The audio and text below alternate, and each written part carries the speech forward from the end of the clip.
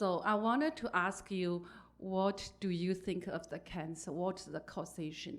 What is the... Well, first and foremost, well, it can be many reasons, and there can be positive or negative ones. But first and foremost, in general, you're talking about the idea of stress and resistance to being the true self.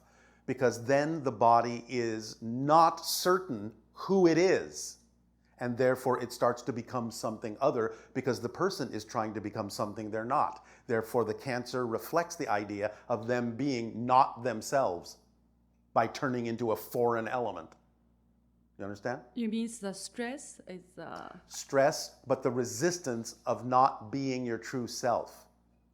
Okay. Many people on your planet have belief systems in which they experience trying to be someone they're not.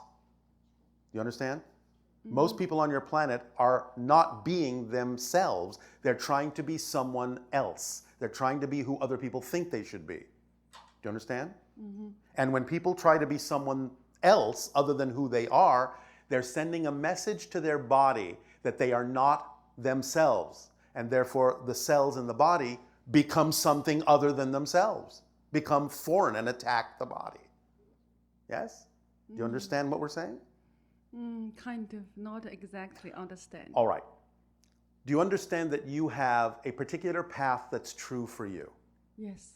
Do you understand that many people on your planet do not walk their true path? I understand. So what do you think happens when someone doesn't walk their true path? What do you think happens to them? If they're not walking their true path, if they're on a path that's not for them, isn't that path going to offer a lot of struggle and pain and resistance in their lives? Yes. And what does that struggle and pain and resistance turn into? You mean it causes cancer? Yes. Because they're not flowing on their path. Now, again, there are exceptions.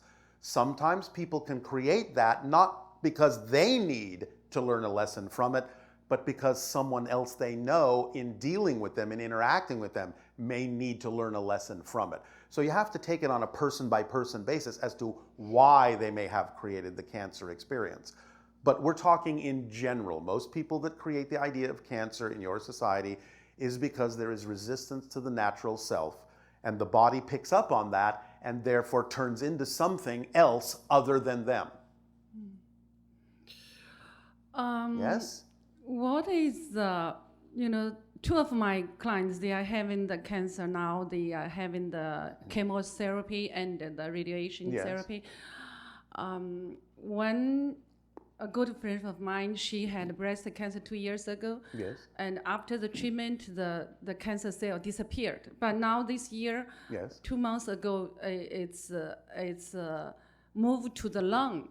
The underlying reason hasn't been discovered and been dealt with. You can use many things to make it appear to go away. But if the underlying energetic vibrational reason that it started to begin with is still there, it's obviously going to come back. So the person must deal with the belief system and the real underlying reason why that person is not being their true self. Yes? You understand?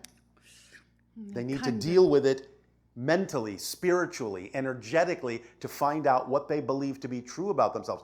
Most of these ideas go all the way down to a very fundamental fear-based or negative belief that is most commonly expressed as, I'm not worthy. So there must be something in that person that is allowing her to believe she is not worthy to be herself.